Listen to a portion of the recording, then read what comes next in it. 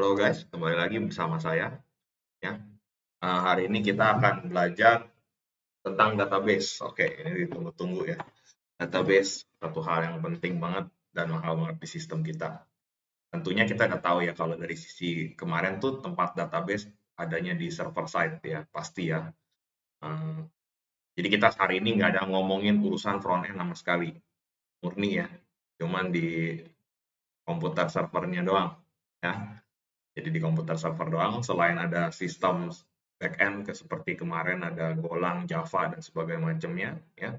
Dan ada sistem ada sisi web aplikasi servernya, selain ada server app-nya, tentu saja ada database-nya atau DB ya. Nah, tentu saya bahas dulu nih apa itu DB ya, database. Apa itu database? Tentunya kalau kita kerja di sebuah sistem komputer, nggak mungkin kita nggak memiliki progres hasil kerjaan kita. Nah, biasanya kalian simpen hasil progres kalian simpen di mana? Biasanya simpen di file, ya. Kalian semua pasti tahu simpen di file. Ya, sesuatu yang penyimpanan permanen. Kalian simpen ini di hard disk atau di flash disk atau di SSD ya atau memori di cloud ya, SSD di cloud gitu ya, tetap aja orang cloud pasti simpen di SSD. Nah, itu sifat penyimpanan permanen kita pasti harus ada, ya misalnya di file gitu ya. Nah, selain di file kita juga bisa simpan itu di database ya. Di kata data. Suatu data itu informasi ya yang sifatnya besar ya, sifatnya besar karena kalau cuma satu namanya datum ya. Kalian pasti jarang dengar datum. Kenapa kalian jarang dengar datum? Karena jarang sekali adanya datum ya. Pasti adanya data karena jumlahnya besar. Ya, data itu koleksi dari datum. Ya, contoh doang kalau saya di dalam kalian bikin file Excel ya. Bikin file Excel berisi data-data karyawan, berisi karyawan banyak ya. Ada 100 karyawan itu data ya. Kalau isinya cuma satu karyawan datum, tapi kan ya kali aja sistem cuma nyimpan satu biji gitu jarang banget ya. Jadi data itu artinya datum yang banyak ya. Jumlahnya plural. Isinya rame gitu ya. Kalau kalian cuma punya satu, misalnya punya satu motor, terus kalian bilang itu koleksi motor kan aneh. Kalau koleksi itu punya 5 gitu motornya. Ini cuma satu ya. Kalau satu motor tuh datum. Ya, kalau 5 motor ya data gitu ya, jumlah plural gitu ya.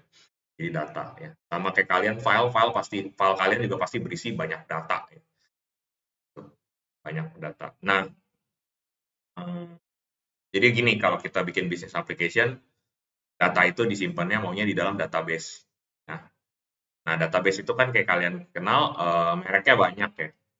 Nah, seluruh database itu ada sistemnya, orang bilang nama lengkapnya DBMS, Database Management System.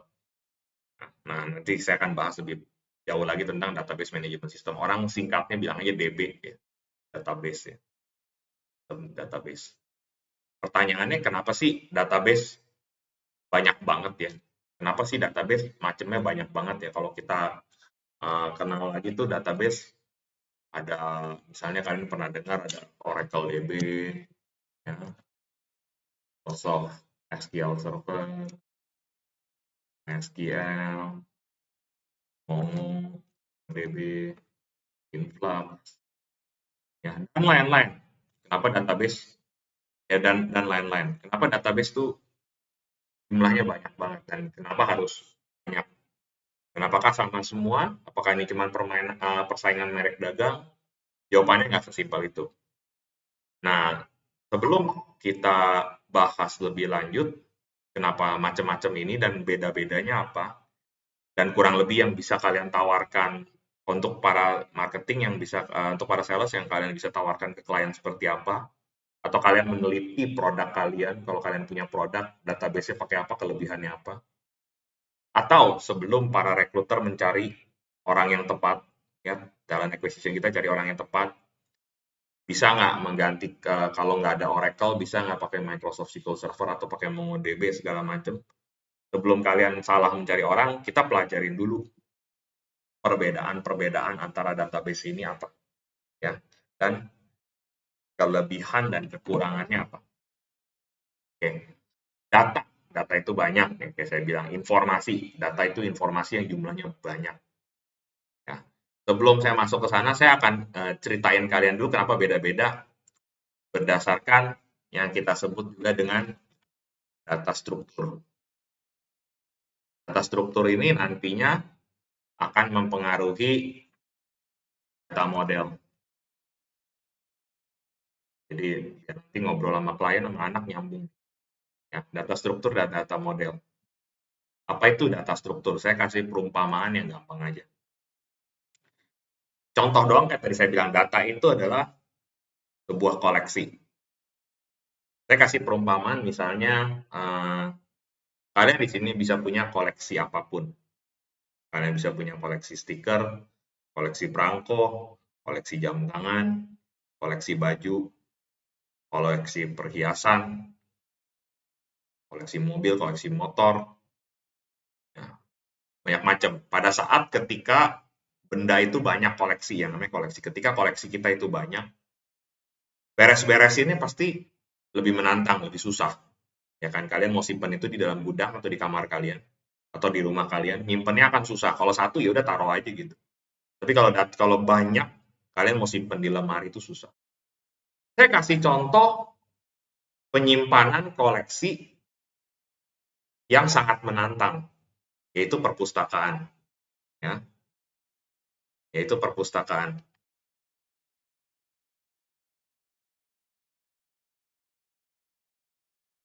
Perpustakaan itu koleksi apa? Udah pasti koleksi buku lah ya. Namanya juga perpustakaan, di buku. Nggak mungkin ada perpustakaan yang isi bukunya cuma satu gitu, nggak mungkin. Ini data dia buku.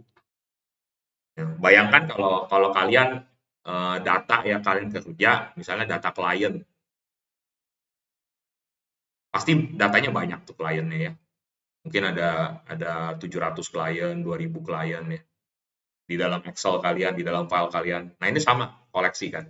Nah, cuman kita nggak akan nyimpen di Excel, kita sekarang akan simpen di database. Tapi sama, sifatnya koleksi informasi ya. Atau misalnya kalian punya banyak sekali data karyawan gitu. Karyawannya berapa perusahaannya? Misalnya ada 5.000 karyawan. Nah, itu kan koleksi. Nah, sama kayak perpustakaan koleksi buku, berisi banyak sekali buku. Data buku tuh banyak sekali. Itu koleksi, itu data nanti. Nah, kita akan coba perumpamakan pakai di perpustakaan. Ya, pada saat kalian bikin, misalnya kalian punya perpustakaan atau kalian kerja jadi pustakawan atau pustakawati ya, kerja di perpustakaan. Ini beresin bukunya, pasti sangat menantang. Dan apapun strategi kalian, seberapa organize pun kalian, pasti strategi nge-organize bukunya, strategi beresin bukunya itu udah pasti ada kelemahan. Kita contoh aja, kamu punya perpustakaan. Ini saya kasih contoh sedikit aja. Ya, perpustakaan. Misalnya kalian punya perpustakaan itu satu gedung itu terdiri dari banyak rak buku. Nah, ini misalnya saya gambar rak buku nih. Nah, ini rak ya. Rak buku kebayang ya. Lalu rak buku ini jumlahnya bisa banyak. Ya. Pasti dong satu perpustakaannya berapa rak buku. Nah, ini contohnya saya bikin 3 aja ya. Aslinya kan pasti banyak banget ya bukunya ya. Pasti rak bukunya banyak banget. Nah, misalnya saya bikin 3 rak buku seperti ini. Perpustakaan.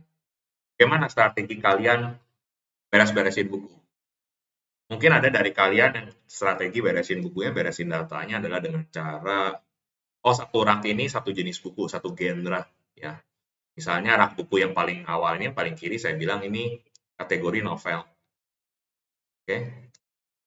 Mungkin yang kedua ini kategori biografi. Kan jenis buku macam-macam kan. Terus misalnya kategori kedua ini kategori sejarah. Dan lain sebagainya. Dan bisa jadi kan, misalnya kalian punya koleksi buku sejarah tuh banyak. Sehingga rak sejarah tuh tidak ada dua gitu, ya kan? Yang pasti adalah nggak boleh sampai satu rak ini isinya dicampur. Ya, nggak boleh satu rak ini nanti isinya dicampur. Ya, jadi di dalam rak novel nggak boleh ada biografi atau sejarah. Ngerti ya?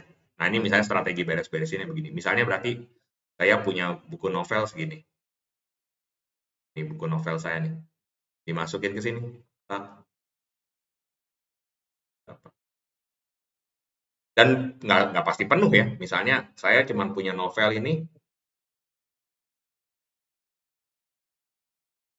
satu begini. Ya, cuman segini doang ya. Jadi ini sisanya kosong. Lalu misalnya saya punya biografi,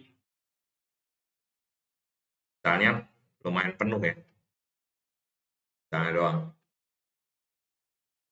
Punya banyak di sini. Kebayang ya? Ini satu buku ini. Bayang ya, bukunya penuh segini. Nah, sejarah misalnya penuh ya, rak pertama penuh. Saya cepet aja nih, rak pertama misalnya penuh. Penuh dengan nih yang orange buku sejarah. Nah, nggak muat nih, masih ada. Akhirnya mau nggak mau rak kedua kan. Misalnya rak kedua cuma tesis segini doang nih. Gitu. Nah, tentu saja kalau kamu jadi seorang customer nih, ya mau lihat-lihat buku, tentunya gampang ya ketika dia mau nyari.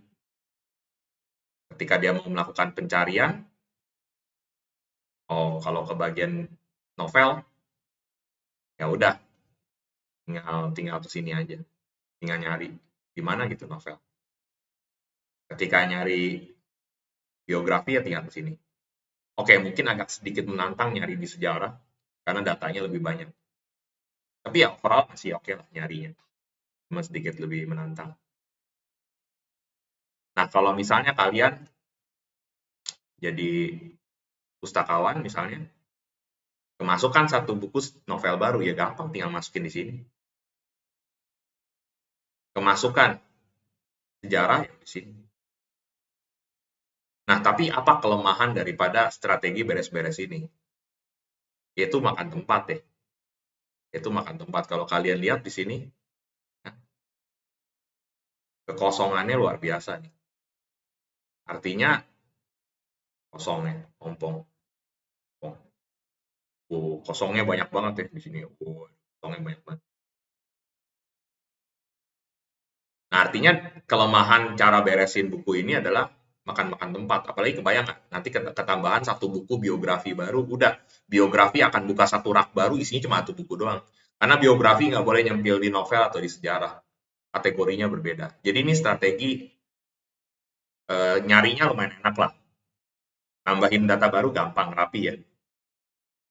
Tapi eh, makan tempat lah memorinya ya, makan tempat, makan rak buku ya, kalian akan gedung perpustakaan kalian akan cenderung selalu kesempitan gitu.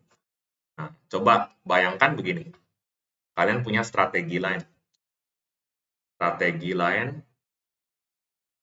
beresin bukunya. Ini ceritanya perpustakaan yang lain. Kalian tetap punya rak ya. Kalian tetap punya banyak rak ya.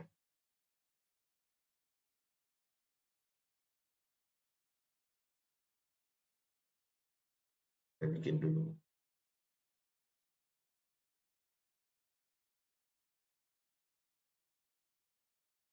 Misalnya kalian tetap bikin banyak rak. Karena tadi kalian merasa strategi penyimpanan buku yang pertama adalah sangat buang-buang tempat. Jadi kalian punya strategi penyimpanan buku yang lain, misalnya. Misalnya kita mau nyimpan berdasarkan alfabet. Saya akan tulis semua buku dengan judul A itu berwarna merah. Semua buku dengan judul B itu berwarna hijau. Semua buku dengan huruf judul depan berwarna C itu huruf biru. Lalu huruf D itu berwarna orange. Misalnya alfabet. Dan kita mau bikin urutkan. Misalnya nih A. Buku A segini. Buku dengan judul A segini banyaknya. Oke. Lalu kan berurut, nyambung dengan buku B. Kebetulan buku B ini lumayan banyak, jadi nyambung ke sini. Lalu lanjut dengan buku C. Kebetulan buku C segini. Lalu lanjut dengan buku D.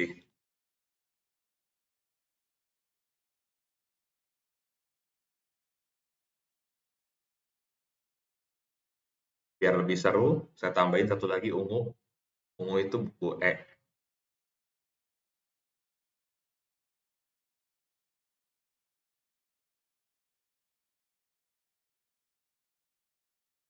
Misalnya buku E, buku dengan judul E sampai sini. Nah, misalnya begini. Oke, tentu kita bisa lihat ya.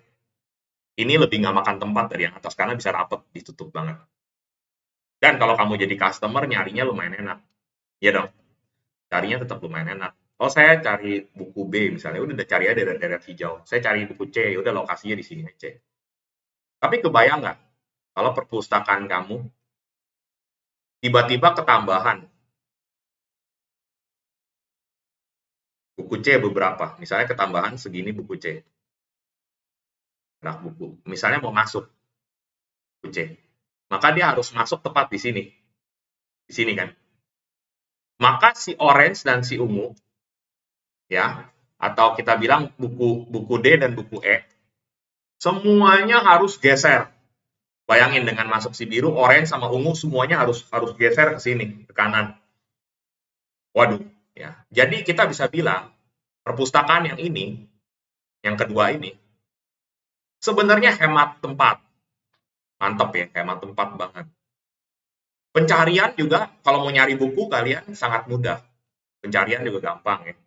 Mau nyari buku A, B, C dengan judul D, E itu gampang. Tapi ketika kamu masukin buku baru, repotnya setengah mati, ini lamanya setengah mati. Jadi nggak bagus gitu. Untuk kalau kalian sering perpustakaannya sering masuk buku atau misalnya buang buku yang udah lama dibuang, masuk buku lagi. Setiap kali ada perubahan masukin buku sama keluarin buku ini lama, ini repot setengah mati. Ini lebih cepat. Tapi ini makan tempat. Nah, misalnya saya ada lagi perpustakaan jenis lain yang nah ini yang punya orangnya random sekali. Ini suka-suka dia. Bukunya tuh total nggak diberesin. Apapun mau jenis buku atau warna apapun yang masuk, ya intinya dia masuk aja gitu. Ya pokoknya suka-suka. Siapa cepat, siapa masuk nanti tuh, dia bisa balik lagi biru. Pokoknya rapet. Suka-suka gue deh, random aja gitu masuk. Ya, super duper ngasal ya, nggak peduli. Nah, maka penyimpanan ini bisa kita katakan nggak makan tempat ya, efisien, rapet kan, nggak disia-siain. Mantap, beresin bukunya. Eh,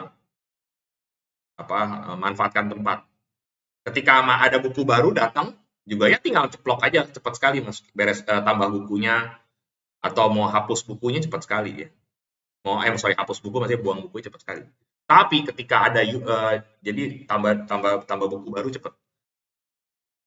Tapi kalau kamu mau nyari spesifik buku, misalnya cari satu novel atau cari satu biografi, biografi yang Gandhi misalnya, biografinya Mike Tyson, wah itu lama sekali, capek banget. Nah kalau kita lihat berarti apapun kalian coba ya, apapun di sini, kalau punya koleksi barangnya, koleksi mobil, koleksi buku, kalau data barangnya udah banyak banget, itu pasti beres-beresinnya sangat menantang. Baju kalian gimana di lemari, cara lemari baju, cara kelompokin.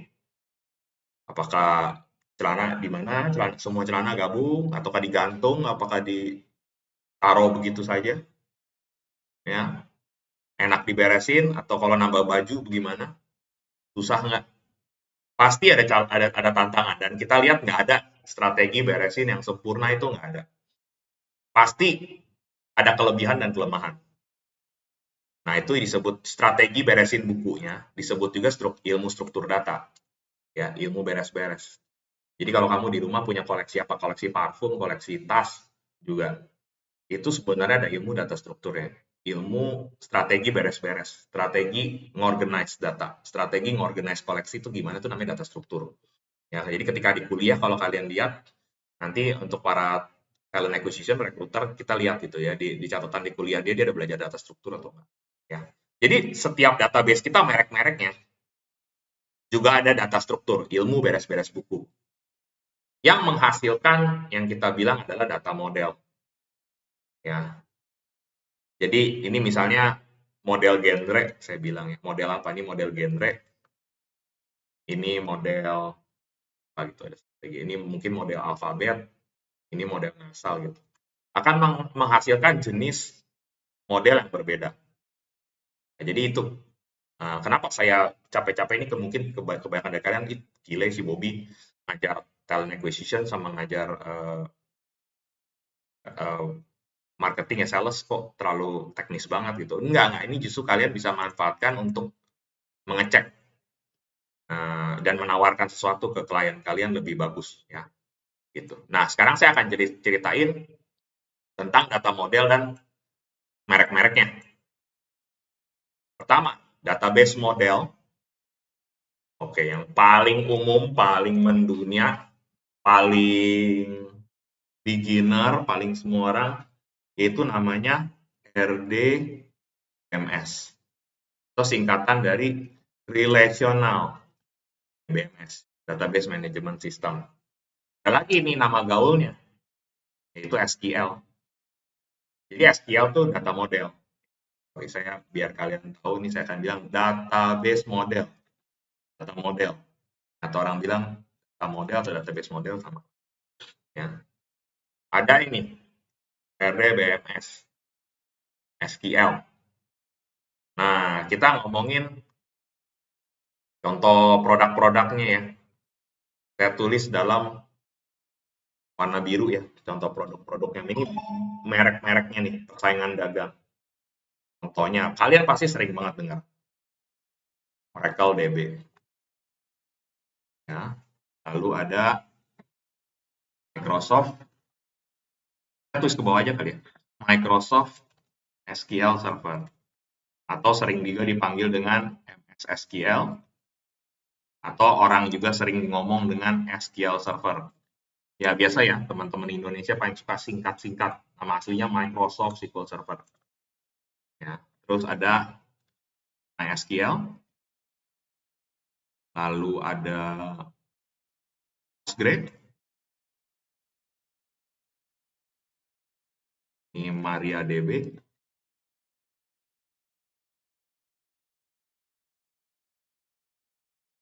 apa lagi ya, banyak ya. Ini untuk kalian cari nama IBM DB2. Ini saya yang lumayan terkenal dan lain-lain. Kalau semua nggak kobok enggak ya gitu. Ini yang terkenal aja gitu ya. Gitu.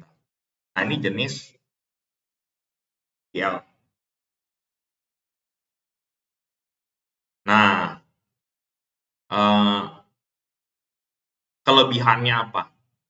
Ciri khasnya apa? Database model SQL ini. Ya, berbedanya apa sama yang lain? Ini itu sangat beginner ya. Saya kasih keterangan hijau di sini ya. Sifat-sifatnya, kelebihan dan kelemahan ya. Karena database kan kayak saya bilang, ada kelebihan, ada kelemahan. Kelebihannya apa nih? Ya, atau ciri-cirinya lah segala macam. Nah ini biasanya poin pertama ini saya sebagai trainer bootcamp tahu banget. Diajarkan untuk pemula.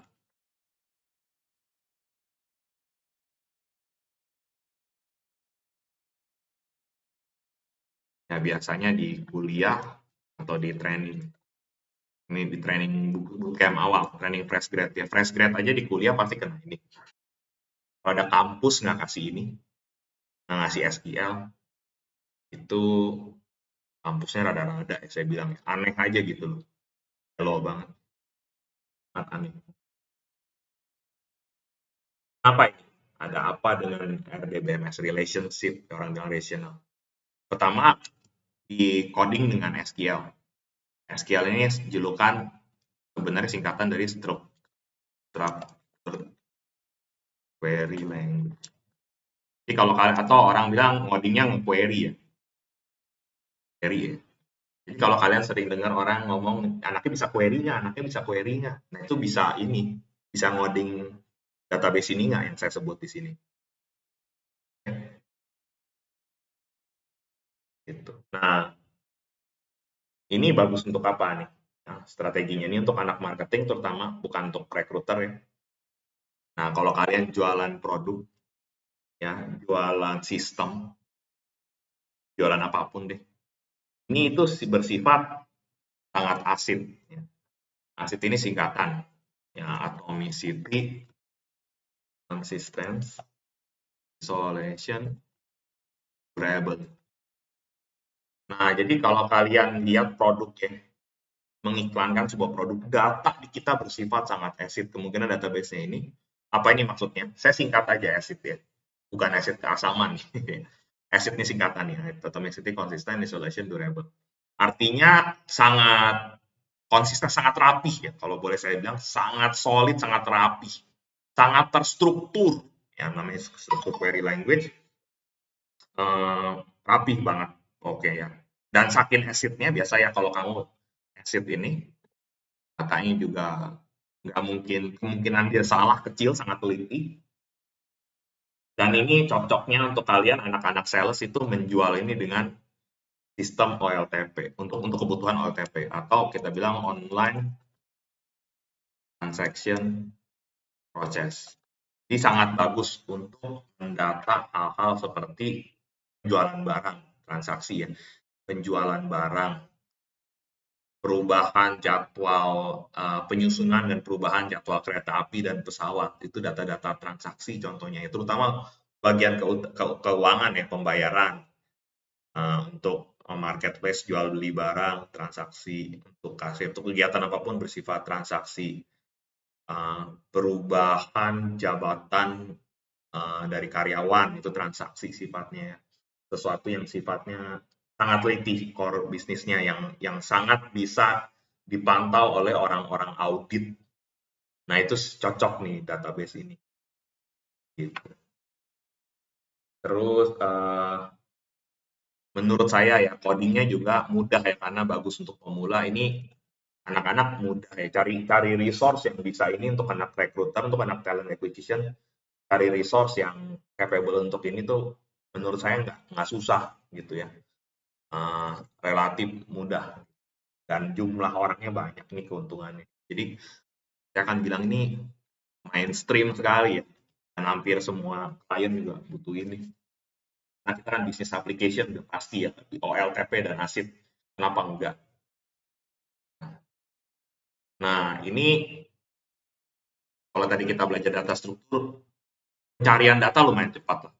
Pencarian data lumayan ya. Oke lah, nggak jelek, nggak lumayan cepat. Nah, ini salah satu ciri-cirinya. Tapi sayangnya dia, kejelekannya dia adalah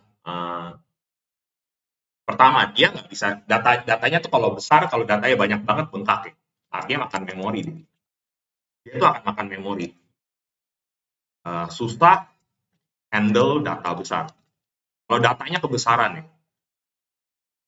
Kalau udah besar maksudnya ya datanya udah miliar triliunan. Maksud saya besar tuh udah bukan jutaan lagi mungkin. Udah gede banget gitu ya. Susah handle data besar, makan memori dia. Dan kalau udah besar makin lama makin lambat ya. Sebenarnya dia tuh kecepatan nulisnya, kecepatan mengubah data biasa aja, kurang bagus ya, kurang kencang lah gitu ya. Jadi kalau kita tadi ibaratkan sama ini kan, nah ini yang contoh kelemahannya, kecepatan datanya nambahnya kurang kurang bagus. Ya ini biasa lah, jelek sekali enggak, kurang kurang banget juga enggak ya. Tapi bisa hapus tulis ya biasa. Ya, ini terutama untuk teman-teman sales deh, untuk jualan begini. Ya reliable, bisa dipercaya. Tapi ini kelemahannya juga. Dan satu lagi ya, ini nyebelinnya. Nah, dia ada julukan ini. Kalian kalau yang jualan data, jualan sistem database, jualan produk harus tahu ini. Kelemahan dia adalah harus melakukan vertical scaling. Apa itu vertical scaling? Vertical scaling tuh ada lawannya, namanya horizontal scaling. Nah, kita cerita ya tentang horizontal scaling sama vertical scaling. Kali ini saya bawa ke murni teknis. Apa itu database vertical scaling dan versus horizontal scaling. Ini untuk talent acquisition lumayan berguna tahu ini. Tapi ini jauh lebih berguna untuk kalian tim sales tahu ini. Ya karena ini kunci jualan. Ceritanya begini. Ya. Untuk kalian yang ini mungkin kalau yang belum ngerti sistem komputer bisa dijelaskan nama saya lebih detail nanti ketika training ya. Kalian punya sebuah server. Punya sebuah komputer server atau komputer rumah ya, contoh komputer server. Di dalam ini pasti ada banyak ya perangkat komputer ya. Mungkin kalian yang orang awam nggak gitu ngerti ya. Ada CPU, yang ada RAM, misalnya kalau beli handphone juga gitu kan, ada prosesor, CPU itu prosesor, ada RAM, lalu bla bla bla bla bla ada. Nah ini ada SSD atau hard disk. Ya kalau kalian di handphone ada SD card gitu kan, tempat memori ya. Nah kan database disimpan di sini. Yang jadi masalah adalah pasti pernah punya handphone memorinya penuh kan. Udah nggak mau nyimpen foto lagi nggak bisa. Ini sama gitu ya. Kamu punya server mau simpen data lagi, terus ininya penuh ya, atau flash disknya penuh gitu. Memorinya penuh. Berarti kan harus dibesarkan ya. Harus diperbesar ya. Nah, itu gedeinnya repot. Gedeinnya repot. Artinya misalnya saya punya SSD contoh doang. Sebesar 2 terabyte contoh doang. Lalu datanya penuh. Apa yang saya lakukan? Saya harus ganti 2 terabyte ini jadi 4 terabyte. Ya, harus saya ganti. Dan ini repot, datanya harus pindah, ini repot. Bisa. Ini harus ganti ya. Jadi harus repot, harus ganti gitu. Dan kalau database datanya banyak di 4 terabyte, pasti melakukan operasi pencarian penambahan data ya kayak tadi buku, pencarian buku penambahan datanya akan lebih susah dan akan makan performance begini-beginian juga prosesor sama RAM-nya. Jadi ketika datanya intinya vertical scaling, ketika datanya bengkak, datanya besar udah nggak muat, mau nambahin memori, itu repot. Kalau horizontal scaling, ya prosesornya, ketika data SSD-nya bengkak, misalnya ini 2 tera gitu, kamu tinggal tambah lagi satu hard disk lagi, 2 tera lagi, tanpa harus setting-setting, tanpa harus mikirin prosesornya segala ngebengkak, enggak. Dia data di sini yang penuh, langsung to be continue ke sini, gampang sekali. Nah, itu yang disebut juga dengan horizontal scaling. Datanya cenderung nambah, kalau nggak muat, nambahin memorinya, nambahin hard disk sama SSD-nya gampang sekali. Ya, ini cenderung untuk kebutuhan klien yang datanya penuh, belum lama bengkak, data penuh, lanjut tambah data lagi, tambah SSD lagi, tambah hard disk lagi, datanya penuh, tambah lagi. Nah, itu yang disebut horizontal scaling kelebihannya. Vertical scaling itu yang repot. Ya, kalau mau data hard disknya penuh, dia akan ribet. Jadi ini kelemahan, ya. Dia tuh vertical scaling, kelebihan kejelekannya. Mohon maaf nih, video yang kali ini agak lama ya.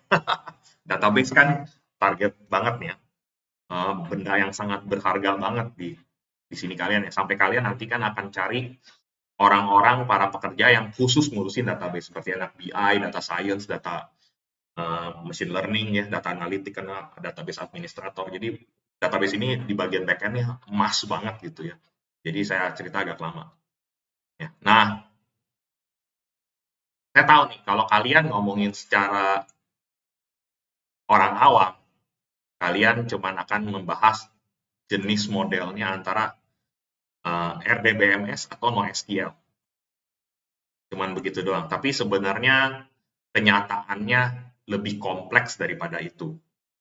Ya, karena saking besarnya nih si SQL dan saking maksudnya besar, saking populernya menurut saya, ya. Jadi orang cuman menggolongkan ini semua dalam dua kategori, ya. Dalam dua kategori di sini, sorry, SQL, ya. Jadi cuman dalam dua kategori ini SQL dan satu kategori model lagi, database model lagi yang orang bilang sebagai NoSQL. Kenyataannya NoSQL ini cuman geng, cuman satu grup, ya. NoSQL sendiri database data modelnya tuh banyak. NoSQL sendiri sebenarnya singkatannya ini lucu dari dua hal. Sebenarnya No itu singkatan dari data model tuh not only SQL loh gitu. Jadi SQL itu artinya not only SQL loh, tapi banyak juga orang yang merasa SQL tuh artinya yang nggak ada SQL gitu. Nggak ada SQL ya, karena dia bukan SQL gitu. Ya, salah lah, boleh lah. Jadi yang kategorinya NoSQL. Kenyataannya, NoSQL sendiri, database model itu banyak. Ya. Kalau SQL satu, RDBMS. NoSQL sendiri banyak, jadi database-nya modelnya banyak. Jadi kita nggak bisa bilang NoSQL cuma semua jadi satu NoSQL sama sekali. Enggak. Ya, jenisnya beda. Nah, kita akan bahas beberapa database model NoSQL, seluruh database management system yang bukan relational, yang bukan RDBMS, bukan SQL. Ada database model apa aja? Contohnya yang pertama ada dokumen store, atau orang singkatnya orang suka bilang ini tipe dokumen ya, database dokumen DB gitu ya. Ada yang pertama bilang begini, database berbasis dokumen. Ini saya biarin ini. Nah, dokumen store ya. Jadi ada dokumen store. Ya. Ada lagi jenis lain. Ya, kita sebut juga dengan model yang key value atau nama gaulnya KV, KV. Nah, kalau tadi kan DBMS, nama gaulnya SQL. Ini dokumen DB, ini nama gaulnya KV ya singkatannya. Ada lagi yang jenisnya namanya search engine. Search engine di sini berarti portal langsung search engine seperti Google, ini ada database search engine. Ya, orang bilang search engine DB, DB. Lalu ada lagi yang kita sebut juga dengan time series DB. Ya. Jadi jenisnya banyak macam. Oke, di bawah udah sempit, saya hapusin dulu.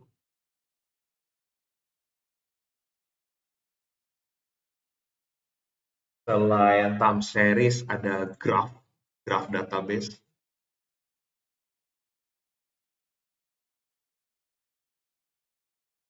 Ya. Ada graph DB. Terus ada, saya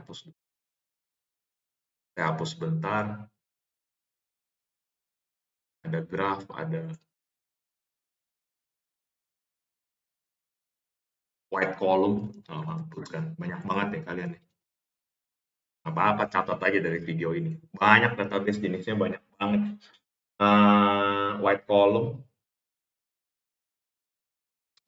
ada columnar analysis, ya. Dan masih ada lain sebagainya. Columnar analytical. Atau yang kita sering dengar itu orang bilang cloud DB. DB untuk cloud. Nanti mengenai cloud kita akan belajar belakangan ya. Software as a service. Ya. Dan para pekerja database juga saya akan ajarin belakangan. Saya ajarin barangnya dulu nih. Ya, sebelum saya ajarin detail ya. Makanya saya merasa video ini harus ada database sebelum kita bahas pekerja data atau sebelum bahas implementasinya. Ya, saya rasa ini ya yang terkenal ya. Oke, kita akan bahas yang dokumen store dulu. Jadi saya bilang saya akan nulis ini contoh-contoh produknya yang dalam berwarna biru ya. Nah, ini yang paling terkenal dan pasti sering dengar, itu MongoDB. Contohnya ada produk lain, tapi saya ngerasa kurang terkenal, yaitu CouchDB. Tapi tutup kemungkinan klien kalian mau. Ya, MongoDB sama CouchDB. Nah, ini dokumen. Nah, ini sifat-sifatnya bagaimana? Ini berbeda dengan si query ya. Ini kita nggak query prosesnya. Saya juga pernah belajar MongoDB. Cara query-nya beda lah, intinya saya bilang kayak query SQL. Ya. Pertama ini yang bagus untuk OLTP ya. Bisa, tapi kurang bagus untuk online transaction. Jadi untuk pencatatan data untuk diaudit susah. Kenapa? Karena dia inconsistent. Oke, MongoDB itu sangat tidak konsisten. Datanya bisa double-double, ketukar-tukar sedikit ya, agak berantakan. Ya, jadi untuk transaksi yang sangat harus teliti, sangat diaudit, ini sebenarnya kurang bagus. Tapi pasti ada ada kelebihannya dong, nggak mungkin database jelek.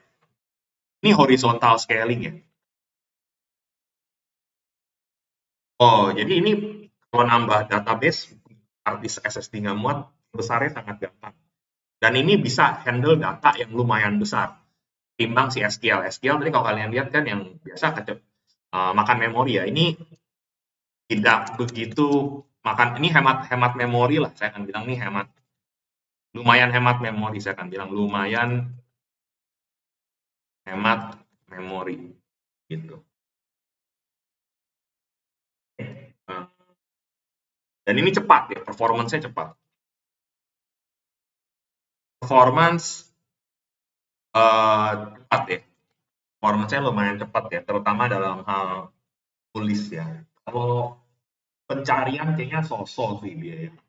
Tapi ini data yang nggak konsisten, terutama untuk satu aplikasi yang sebenarnya belum menentukan banyak perubahan mau ke arah mana dan ini scalingnya juga cepat. Ya, dan ini fleksibel ya sifatnya karena dia inkonsisten dia fleksibel. Ya. Jadi biasanya MongoDB adalah solusi. Mongo itu dari kata humongous gede dia. Solusi saat klien kalian mau mencatat satu data misalnya produk ya dia oke lah untuk pencatatan produk oke contohnya atau master data yang besar banget orang bilang ya pencatatan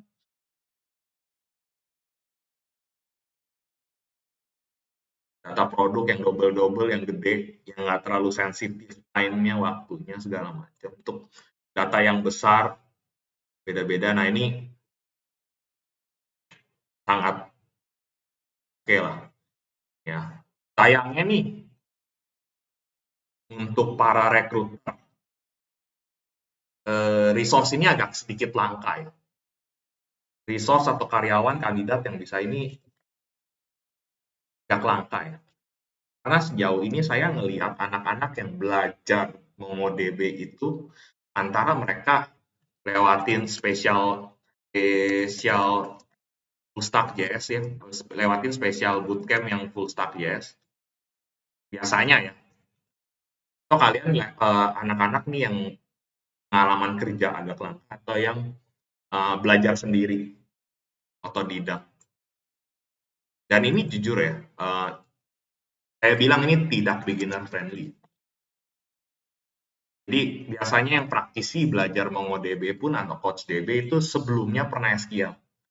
Ini untuk rekruter harus tahu. Jadi, nih, tapi perusahaan juga kebutuhannya biasanya nggak sebanyak SQL jauh ya.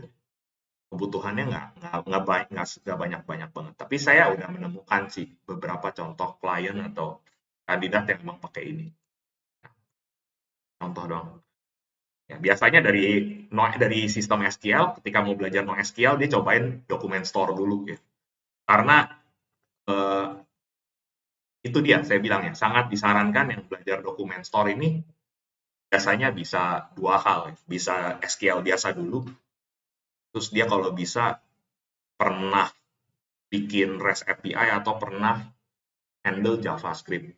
Karena biasanya database-nya tuh disimpan dalam bentuk JSON, JavaScript Object Notation ya. Makanya di pelajaran full stack JavaScript, bootcamp JavaScript ini suka ada biasanya. Lalu key value, kita pindah ke tempat lain, jenis yang lain, key value pair. Ya, sepasang key value. Key value ini, oke, ini tidak lain tidak bukan produk yang paling terkenal nih anak-anak sales ya akan menawarkan ini Redis. Ini kenal banget. Selain Redis ada Dynamo misalnya, ya, DynamoDB. Orang bilang Dynamo. Ini lebih jarang lah. Nah, si key value ini sebenarnya database yang sederhana banget, saking sederhananya sebenarnya nggak canggih-canggih amat sih dia. Ya, ini sederhana dan mudah dipelajari.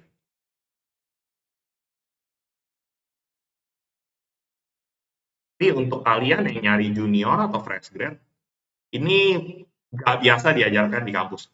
Angkat diajarkan di kampus ya. Oke. Kelebihannya apa? Terus kenapa harus ada ini dan biasanya dipakai di bagian mana? Ya, dia cepat ya. Dia dipakai biasanya untuk kebutuhan cache ya. Cache dan session nanti saya ceritain apa itu cache dan session. Nah, dia ringan ya. Artinya hemat. Dia horizontal scaling juga. Nah, horizontal scaling. Jadi kalau perbuatan data bisa nambahnya gampang. Dia performance-nya cepat.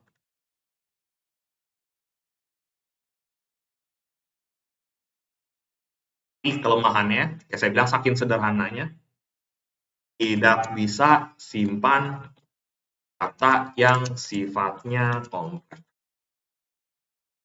Data yang sifatnya kompleks adalah misalnya data produk, ada harganya, ada jumlah stoknya, ada merek, ada tipe, ada kategori, kategorinya punya kategori lagi, produk ini ada detail sudah ditransaksikan berapa kali dan segala macam. Ya, siapa penjualnya, usernya siapa, pembelinya siapa, itu data kompleks. Data yang banyak hubungannya dengan data lain dan data yang atributnya banyak atau kalian bisa lihat kalau di SQL data yang kolomnya banyak dan data yang menceritakan data lain itu data kompleks. Jadi nggak bisa data kompleks. Apa itu case dan session? Nah, saya tahu nih cara ngajarin kalian case itu seperti apa. Apa itu ini bacanya orang Indonesia baca KC ya. Sebenarnya case.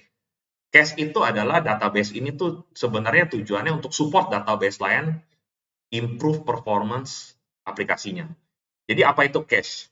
Cache itu contohnya begini. Sistem cache itu contohnya seperti ini. Kalian pasti sering ya, misalnya di kalian punya rumah nih, ada barang yang sering sekali dipakai. Tiap hari barang itu diakses dipakai. Contoh barang yang sering dipakai adalah handphone kalian. Tiap saat kalian lihat handphone kalian terus, misalnya kunci mobil atau kunci motor, sering karena setiap kali keluar masuk rumah ambil itu. Misalnya barang yang kalian sering akses itu kartu flash kalian, e-wallet, e-money kalian, sering kalian ambil, sering kalian akses, KTP kalian, ya sehari-hari sering pakai gitu ya. Nah, tapi ada juga barang-barang yang misalnya jarang pakai, ya dipakai sesekali aja. Misalnya papan selancar, cuman kalau ke pantai pakai, akibatnya kalian taruh di gudang, taruhnya dalam banget gitu ya. Keluarinnya repot, nggak apa-apa, jarang pakai. Nah, barang yang sering dipakai itu biasanya cuma ditaruh di meja kan, ya kan kalian handphone tuh taruh aja berantakan di meja segala macem. Tapi tentu meja kalian nggak bisa gede-gede ya, nggak bisa kompleks taruh barang ya, barang yang sering pakai aja diberantakin di meja. Karena kalau mau diambil cepet. Nah, maka meja kalian itu cache, sistem yang sering cepet diambil. Ya, jadi bukan gudang. Key value itu sifatnya simpen data yang simple, bukan untuk dipakai di gudang, untuk sering dipakai. Kalian mungkin pernah ya di antara kalian pakai handphone Android. atau pakai apapun ya. Itu download aplikasi, terus dia ada iklan, ada gambar-gambarnya itu masuk galeri kalian, simpan di kalian ya. Iklan-iklannya itu kesimpan. Kenapa begitu? Itu namanya memory cache ya. Sering kan aplikasi, misalnya pakai Starbridge terus Mbak Antik suruh bersihin cache ya. Apa itu data cache itu? Jadi kayak misalnya kalian buka handphone kalian, terus banyak masuk gambar, masuk iklan. Dari mana gambar dan iklan itu? Gambar dan iklan itu datang dari internet. Jadi setiap kali aplikasi kalian buka, maka gambar dan iklan itu di-download, diambil dari internet. Nah, handphone kalian mikir, setiap kali buka, download lagi iklan sama gambarnya. Udah simpenin aja dulu, download aja, simpenin aja dulu di handphone kalian. Jadi ketika handphone kalian buka, ya ketika kalian buka handphone, udah nggak perlu cari iklan sama gambar ini dari internet. Tinggal buka aja di handphone. Atau kalian misalnya buka Indo-Cyber website ya gitu. Nah, ini ada begitu banyak gambar dan foto dan video mungkin misalnya. Kalian akan merasakan kalau kalian punya browser, pertama kali buka ini akan kerasa sedikit lambat. Tapi ketika kalian udah buka kedua kalinya, maka gambar ini lebih cepat. Ya, ya ketika sudah buka video halamannya, buka lagi halamannya lebih cepat. Tadi kan awal-awal agak slow. Kenapa? Karena browser kalian ini akibatnya ini sering dibuka nih. Maka gambar-gambar iklan-iklan Indo-Cyber kita ini sama dia disimpenin. Nah, ini agak ada jeda waktu. Kita buka di sini ya lebih cepat. Karena itu di cache sama dia. Nah, di cache. Cache itu artinya udah gue simpenin aja sering pakai, taruh aja di meja daripada bolak-balik keluar gudang. Nah, itu key value pair keuntungannya begitu.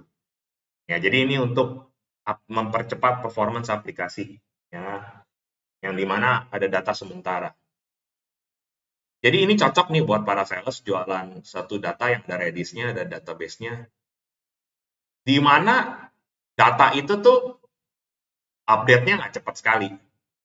Jadi misalnya ada satu koleksi data yang misalnya di-update-nya jarang-jarang gitu, setiap seminggu sekali. Atau sehari sekali itu udah jarang banget kan. Akibatnya apa? Akhirnya apa? Aplikasi kalian simpenin dulu database-nya, yang gampang dicari, gampang diakses, dia punya meja kecil.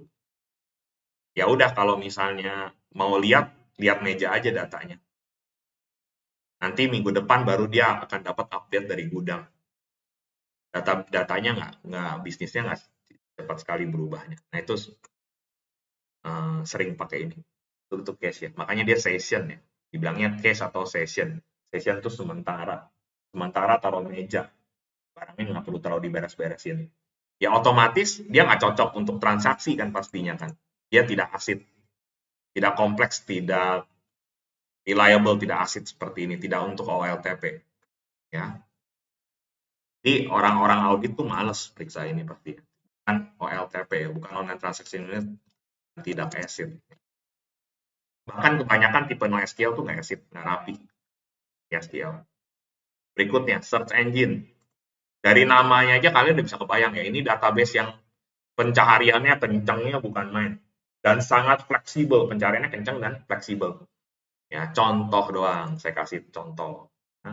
Merek-merek yang search engine. Search engine itu satu yang paling terkenal, ini mulai diaplikasikan di banyak ya, pencarian ya, yaitu Elasticsearch. Nah, ini mereknya. Elasticsearch ini salah satu produk yang terkenal. Lalu kita lihat produk-produk lainnya, misalnya ada Splunk, ya, ada OpenSearch, ada Solr, ya, macam-macam. Ini Elasticsearch sejauh ini saya paling terkenal. Ya, kalau kita lihat dari permintaan klien nih, kalau saya lihat sistem-sistem klien, kalau saya riset, saya kepo nih, cari-cari lihat, ini sering pakai nih. Dan banyak juga ya perusahaan-perusahaan melakukan training ini ya karena permintaannya lumayan. Search engine ini datanya biasanya full of text ya. Bukan yang kayak angka-angka, uang, mata uang, apa lebih banyak teks lah. Jadi dia pertama ya namanya juga search ya. Jagoan search ya. Table search flex ya. Pencarian data bersifat cepat dan fleksibel. Dia tuh pencarian lewat teks ya. Jadi dia sifatnya kayak kamu nyari di Google ya. Sangat jago search teks gitu. Jadi kalau misalnya kalian ada kebutuhan ya, datanya itu penuh dengan dokumen yang teks dokumen semua. Wah, saya mau nyari nggak lewat judul dokumennya nih, lewat satu konten dokumennya aja. Nah, itu bisa ini. Mungkin di dalam dokumen manajemen sistem ya, ini bagus nih ya, search engine ini. Sangat bagus ya. Pencarian data, di mana datanya banyak banget tumpuk-tumpukan dokumen ini, tapi semuanya pencarian teks ya. Berasa kalian mau nge-google apapun, bagian dari teks dokumen itu, ini mantap. Ya, sangat mantap. Dan ini real time banget ya, cara kerjanya real time analitik banget. Jadi ada dokumen penuh dengan teks, dia akan analisa semua ya, secara real time. Tapi dia nggak konsisten. Kayak saya bilang, ini adalah database yang jago mencari jarum di antara tumpukan jerami. Di mana tumpukan jerami dan jarum ini kan nggak konsisten. Dia kurang cocok dicari dengan menggunakan systematic filter seperti transaksi, seperti SQL. Saya mau lihat semua pembelanjaan di tanggal segini. Saya mau lihat semua pencarian yang membelanjakan produk makanan. Saya mau lihat pembelanjaan oleh customer A, customer B. Nah, itu bagusnya transaksi itu si SQL, bukan ini. Ya, jadi itu bagusnya pencarian yang sistematik gitu, rapi. Kalau ini enggak, ibaratnya kamu punya semua dokumen data PDF atau teks apapun gitu ya. Seluruh pencarian dokumen semuanya ada isinya buku novel, semua buku dokumen perjanjian semua gini. Terus saya nyari dokumen yang mengandung unsur ada kata-kata misalnya uh, perjanjian jual beli. Langsung semua dokumen yang ada kata-kata perjanjian jual beli itu ada. Ya, tapi nggak konsisten. Bukan teks biasanya. Jadi dia nggak asid, dia nggak rapi, nggak organized, nggak robot banget gitu ya, free flow, saya bisa bilang ya. Nah, ini storage-nya makan besar ya.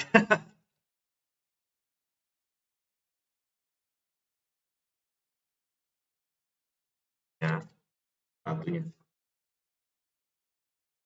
Oke. Terus ya, ini jangan transaksi kayak saya bilang. Tidak acid.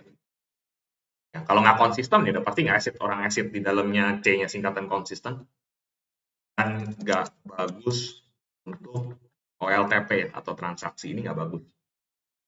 Jadi soalan ini ketika klien-klien kalian ingin mencari dokumen teks dalam tumpukan dokumen besar. Nah, ini bisa jadi satu solution. Okay. Search engine sifatnya ya kayak Google gitu jadi. Oke, time series. Produk-produk time series itu apa? Ini yang paling terkenal. Saya selalu mulai dari yang paling mainstream terkenal ya, yaitu Influx, InfluxDB. Nah, ini terkenal banget. Lalu ada yang namanya Timescale DB. Satu lagi nih, atau di Indonesia banyak nggak pakai ini, coba mungkin boleh dicek antara sales atau recruiter. Ini namanya keren banget. Ini namanya nama dewa Yunani. Seorang dewa Yunani yang uh, mencoba menolong umat manusia, Prometheus. sekarang jadi film science fiction, film alien juga. Prometheus ini asli legenda ya. Namanya atau namanya kenapa se-fancy ini, sekeren ini gitu. Ya, tapi ini influx nih sering pakai ya. Dan saya juga sudah menemukan beberapa kandidat dari rekruter kita yang pakai influx, walaupun saya belum pernah ngobrol di antara kalian para salesman ada yang bilang ini. Kenapa enggak? Nah, ini. Tapi suatu hari nanti kalian bisa jualan ini. Bisa banget tergantung ya si bos mau ngarah kemana sih ya bisnisnya. Bisa jadi. Kenapa kita belum banyak pakai ini? Kenapa? Karena nih salah satu keuntungan dia adalah salah satu mainstream terbanyak dia adalah penggunaannya untuk IoT.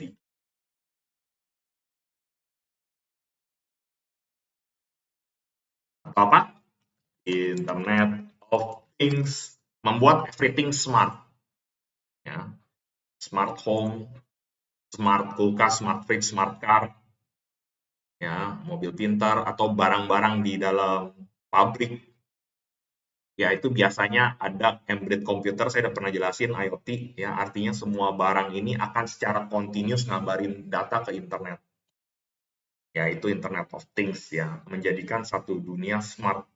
Saya kasih contoh ya untuk IoT misalnya gimana, terutama satu negara yang sangat apa ya, IoT banget ya, yaitu Cina. Amerika negaranya masih agak anti IoT karena merasa menghambat demokrasi. Wah, masih bingung kalian begini, IoT itu apa?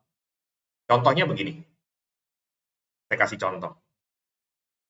Eh, Kalian punya mobil, lama-lama mobil semua mulai berubah jadi mobil listrik. Mobil listrik itu kalau kalian lihat kan ada data ya, memancarkan data ke server, ngirim data ke server. Kalian bisa monitor mobil listrik kalian sekarang dengan menggunakan handphone, nyambung ke aplikasi, udah jadi smart car, mobil pinter. Jadi setiap kali kalian nge-charge listrik di mana, berapa banyak, saat ini baterainya berapa, terus setiap kali kalian bahkan pergi dari mana ke titik mana, seberapa sering kalian ngerem, seberapa sering kalian ngegas, seberapa sering kalian keluar kota, itu datanya dicatat semua dan dikirim semua ke server. Bayangin tuh, datanya banyak banget dikirim setiap detik atau bahkan mili detik. Atau misalnya kulkas, kalian kulkasnya smart fridge, mengirim data. Oh, sekarang di kulkas kalian sudah ada berapa telur, seberapa sering kalian belanja telur, atau seberapa kalian sering buka tutup kulkas, itu data dicatat. Kalian bisa monitor di handphone juga dengan server dari perusahaan si kulkas bisa monitor. Kalau di Cina itu everything ya. Lampu lalu lintas semua dipasangin sistem smart. Jadi kamera CCTV semuanya nyambung gitu ya misalnya. Bisa mendokumentasi semua, diawasin, tidak ada privacy, tidak ada hal-hal yang bersifat privacy. Ya semuanya keintip ya, makanya Amerika kurang suka itu. Misalnya untuk penggunaannya di klien kita juga ya, saya punya teman ya sangat sistemnya IoT, misalnya implementasi barang-barang listrik arus besar, misalnya di data center, atau PLN, orang-orang PLN mungkin menggunakan itu untuk memonitor kegiatan listrik real time, setiap saat penggunaannya di daerah mana seberapa, perubahannya gimana, arus listriknya setiap saat dimonitor. IoT itu siap biasa barang-barangnya monitor, atau lagi zaman COVID dulu. Nah, termometer bisa digital, bukan cuma digital mah biasa ngirim data. Smart thermometer, dokter bisa ngelihat setiap kali kamu ngukur panas perubahannya setiap saat. Nah, itu datanya banyak banget dikirim per detik. Nah, ini cocok. Kenapa dibilang time series? Karena sifatnya time lock. Ya, dan datanya besar sekali. Sering kirim ya, datanya besar karena sering sekali tambah. Kirimin terus log data. Ketik tok tok tok tok kasih tahu nih gimana dikabarin terus. Itu si time series setiap tahun, dan dia pasti sangat sensitif waktu time lock, seberapa sering datanya dia akan nyatot terus real time. Nah, otomatis database ini karena datanya besar, sering ngirim banget setiap detik kabarin, dia harus sangat hemat memori. Karena itu dia sangat terkenal dengan sistem compression. Compression itu adalah sistem komputer, strategi algoritma komputer, bagaimana data yang besar bisa kamu bikin jadi kecil. Ya, contohnya di sini sering pakai WinRAR, sering pakai WinZip, 7zip, datanya besar. Kalau kamu ngopi data ini lama gitu, datanya besar, datanya berantakan. Kamu zip, copy datanya jadi cepat. Ya diperkecil ukurannya juga jadi lebih kecil kalau kamu RAR atau kamu zip. Nah itu kompres, diperkecil ya. Kalau misalnya di dalam dunia asli ya, kamu mau nyimpan baju gitu ya, nah lihat vacuum bag, nah, ya kan, baju yang tadinya tumpukannya gede banget, pernah beli ini nggak? Nah ini kantong plastik, terus kamu sedot pakai sedotan debu, yang tadinya segede gini, kamu sedot, masuk ke dalam lemari, ini tinggal penyek banget karena sisa-sisa udara dibuang semua. Nah, ini sistem compression dalam dunia nyata, bukan dalam dunia IT. Kalau dalam dunia IT, data juga dikecilin. Ya, jadi rongga udara yang nggak kepake itu bisa dikompres. Nanti pada saat kalian butuh lagi, bantal kalian, selimut kalian, tinggal buka, dia ngembang lagi. Dia ngembang lagi. Gitu ya. Jadi, penyimpanan dalam bentuk kompres, hemat tempat, hemat memori. Ya, jadi kalian juga bisa, ini sales bisa ngejelasin ke klien, maksudnya kompres itu apa. Gitu, ini sangat sangat keren gitu. Time series itu biasanya gitu. Nah, tapi kelebihannya juga datanya pasti nggak bisa asing, ini nggak cocok untuk transaksi.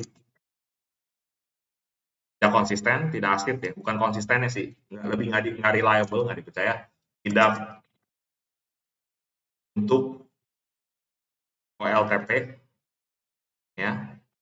Jadi juga kalau nggak salah nggak bagus untuk analisa level tertentu ya, bukan di level tertentu sih ya, nggak semua. Dia juga ini ya, apa ya, sensitif waktu tadi udah saya jelasin. Ya datanya bisa gede banyak tapi nggak kompleks ya. Sifatnya biasanya untuk kebutuhan IoT itu yang saya bilang karena kayaknya belum barat belum banyak, bos belum banyak bisnis IoT mungkin. Jadi belum pakai ini. Kalau klien kalian mau IoT nih, setiap device dia, smart device dia kabarin terus tiap detik. Datanya nampung terus nulis terus. Bukan untuk nyari-nyari satu hal, bukan untuk edit delete, tapi untuk append terus, tambah terus ya. Nah ini bagus nih, keep append, tambah terus datanya, kabarin, log. Nah ini time series database. Berikutnya, di graph. Nah, graph. Ini juga kemungkinan kita akan jarang sih ada permintaan ke sini. Ini kita akan jarang ada permintaan ke bagian ini GraphQL. Tapi saya nggak apa-apa, saya sebut dulu GraphQL mah resep ya, maaf salah ngomong, GraphDB maksud saya. GraphDB ini kita juga kemungkinan akan jarang ya. Contoh tapi ya, contoh graph ini yang paling terkenal itu Neo4j.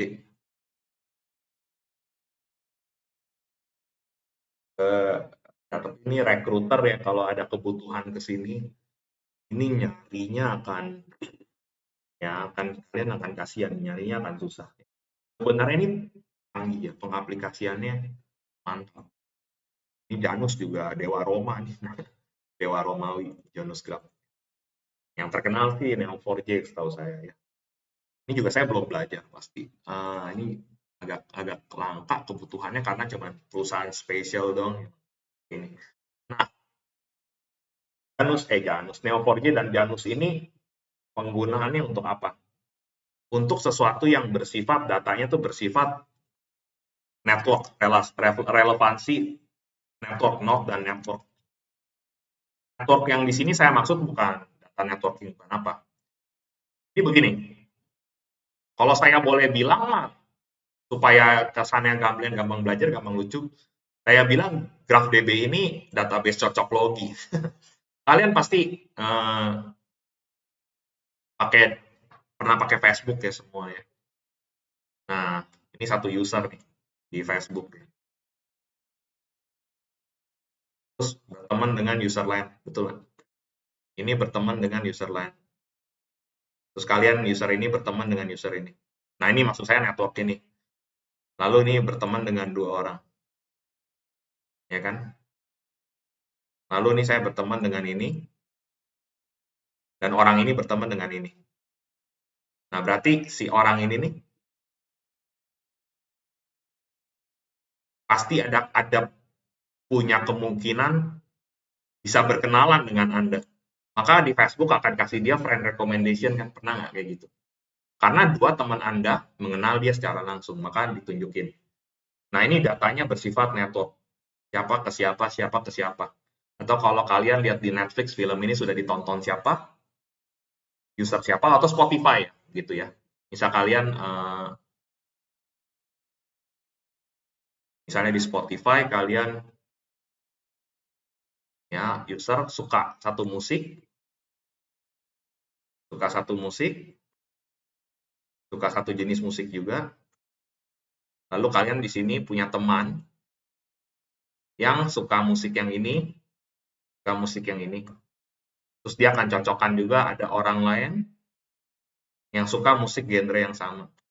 Maka kalian mungkin akan disuggest untuk punya relation, punya kaitan, atau orang ini juga akan disuggest dengan musik yang ini karena seleranya sama nih, satu geng atau keluarga.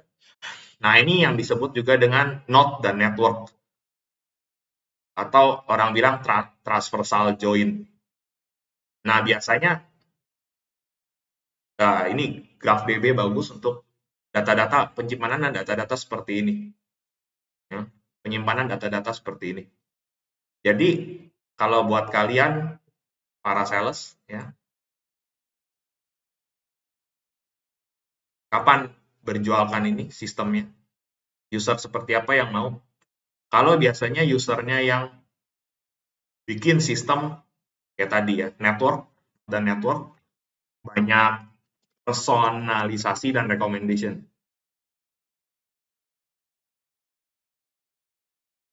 Ya, jadi sama juga nih ya, kalau kalian lihat, aduh kok saya sama sosial media atau sama marketplace disuggest barang-barang ini, tahu aja dia apa yang saya suka.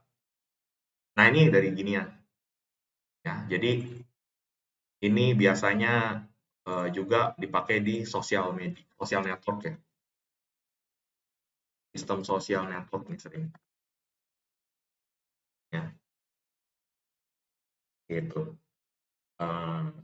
Ya ada relasi bentuknya seperti itu. Tapi juga untuk bisnis application ini digunakan untuk fraud detection, karena dia akan melihat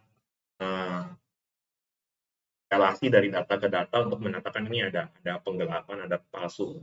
Nah, network ini juga bisa dianalisis untuk fraud detection. Ya, biasanya data-data yang disimpan di sini adalah data user, produk, akun. Ya. Jadi bisa ngelihat kecenderungan user ini melakukan hal-hal nakal atau enggak gitu dari data transversal network. Itu GraphQL. Jadi GraphDB, maaf saya salah ngomong. Jadi kalian sering lihat. Nah, white column. White column ini saya kasih tahu produk yang terkenal. Ini juga untuk para TA nyarinya mungkin lebih menantang. Cassandra. Nah, ini saat yang terkenal. Cassandra ini punya Apache ya. Ini kerennya Apache. bikin 2 yang white column ya. Satu lagi HBase, HBase. Ini dua-duanya punya Apache. Cassandra maupun ini. Yang bikin Kafka, yang bikin di perusahaan yang bikin Kafka, yang bikin Apache Kafka, ya yang bikin macam-macam deh. Apache tuh banyak. Yang bikin web server juga. Nah, ada lagi nggak dia? Gila ya. Dari DB ini. Gila juga white column. White column ini sebenarnya kalau boleh saya bilang ini database NoSQL banget yang bersifat banci, saya bilang. Kenapa bilang banci? Dia a bit mixed up ya, agak campur aduk ya dengan beberapa, dia ada sifatnya, ada kayak key value-nya, dia sifatnya ada kayak document store-nya. Jadi white column ini dia agak campur-campur nih ya, mix agak ciri khasnya mix. Nah, jadi dia mengadopsi kelebihan dan kekurangannya juga dari banyak DB NoSQL jenis lain. Nah, jadi nih biasanya dipilih kalau yang kebutuhannya mix up, agak galau, mau memutuskan mana, mau DB mungkin, mau apa. Ya. Jadi ciri-cirinya kita ya, dia sangat dia agak bertentangan dengan SQL base, artinya dia sangat denormalisasi. Kalau si database SQL biasa sifatnya normalisasi atau skema, jadi dia cenderung numpuk jadi satu. Dia sifatnya juga horizontal scaling, jadi mudah tambah data seperti kebanyakan NoSQL. Performance-nya cepat. Ini udah pasti dia nggak acid, nggak bagus untuk OLTP.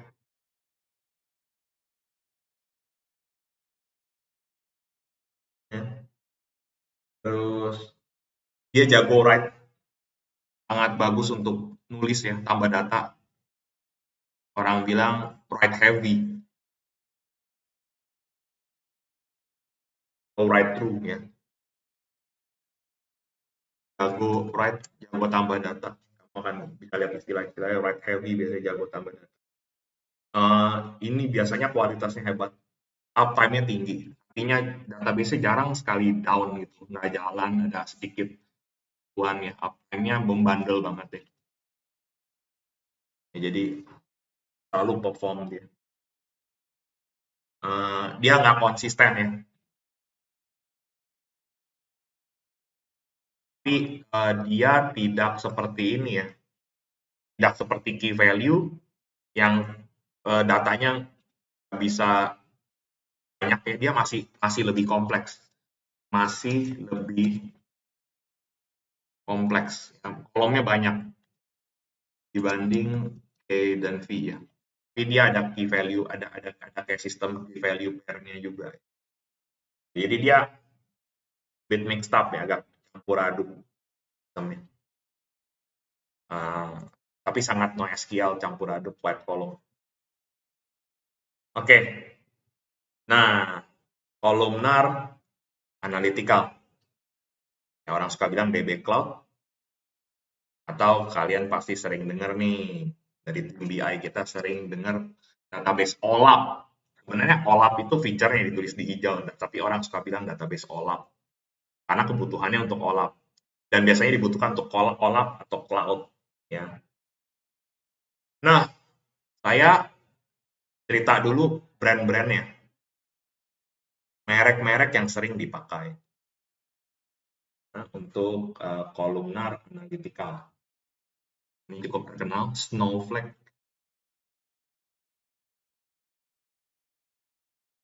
Query,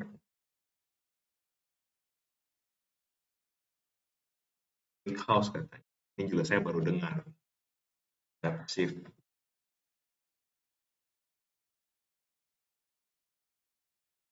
Contoh dong. Ya, dan banyak lain. Ya. Nah, biasanya dipakai namanya juga DB Cloud ya. Jadi ciri-cirinya,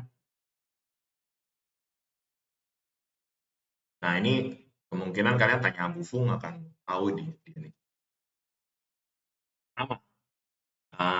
Sering dipakai untuk big data cloud.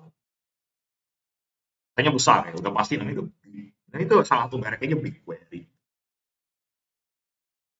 Katanya besar. datanya besar,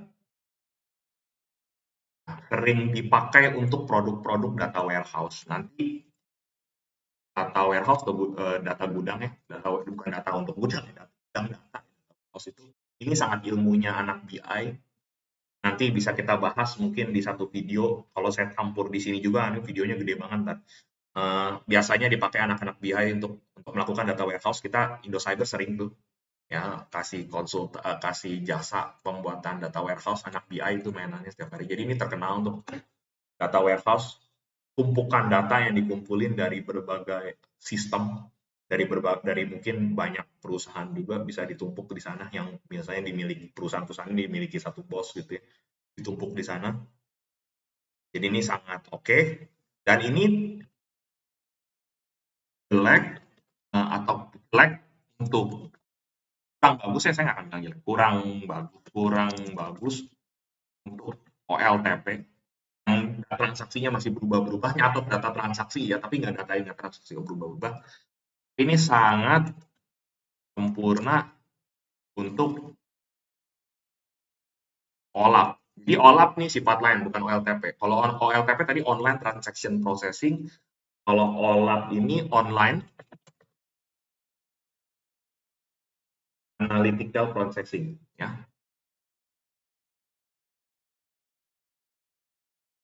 Ini untuk live transaksi ya, kasir, perubahan segala macam, online transaction.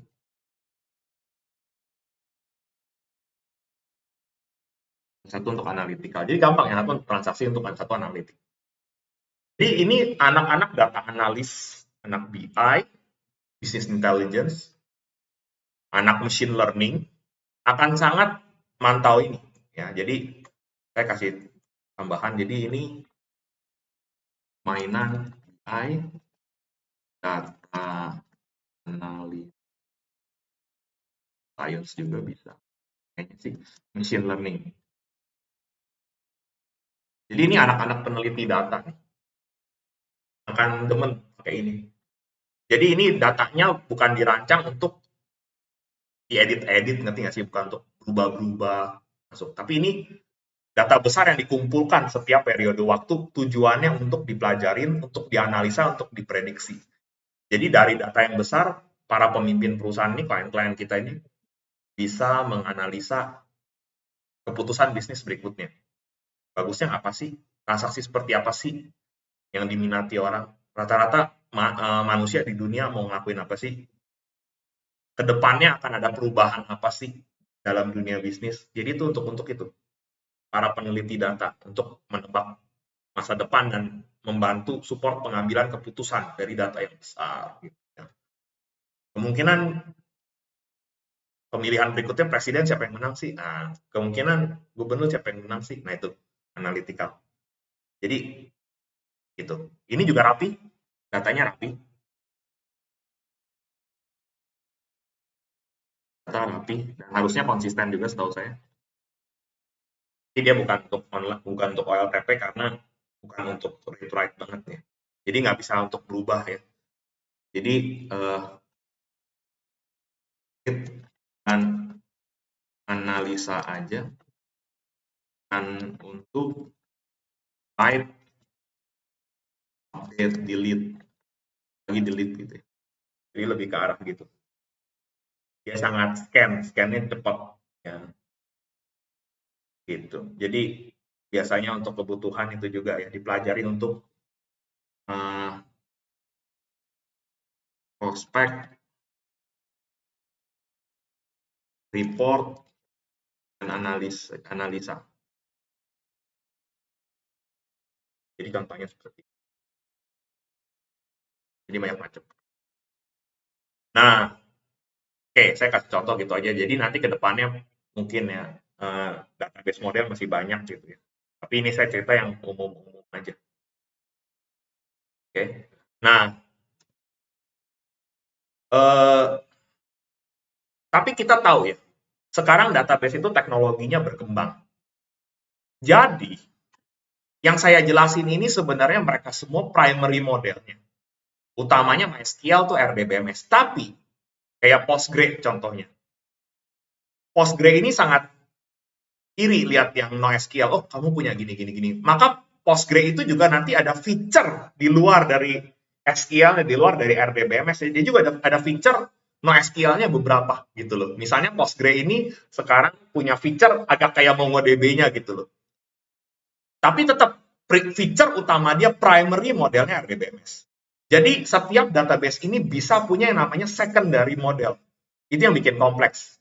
Jadi dia punya kehebatan tipe database model, data model yang lain dikit.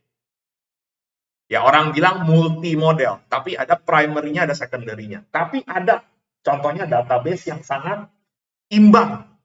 Primary model semua sangat campuran. Yang orang bilang sangat multiple model. Multiple modelnya kencang banget. Ya, ada yang multiple model, jadi dia punya RDBMS, dia punya document store, dia punya key value, tapi RDBMS-nya yang utama.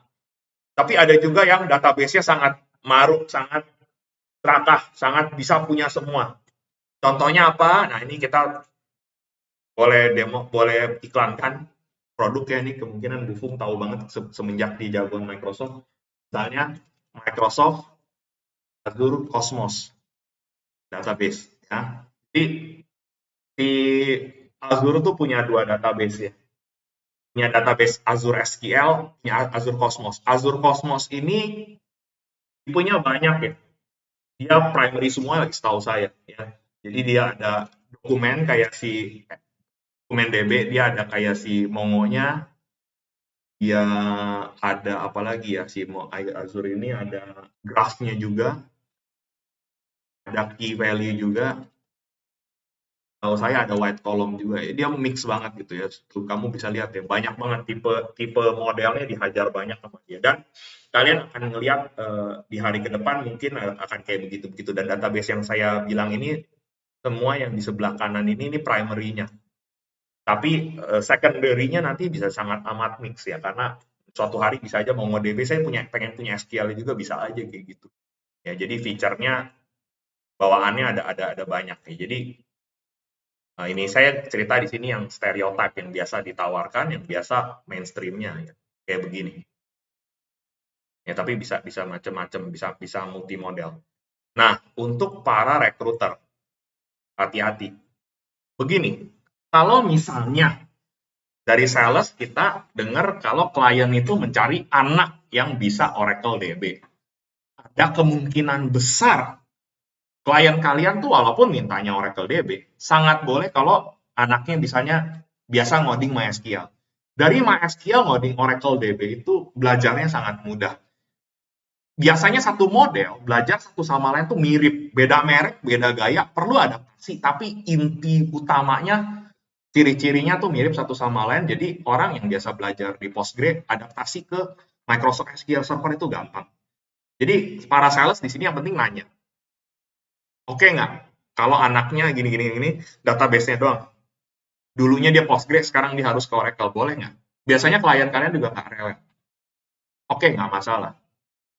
Tapi jangan ya, anak yang praktisi MongoDB, kalian masukin ke permintaan MySQL. Udah beda spesies, men.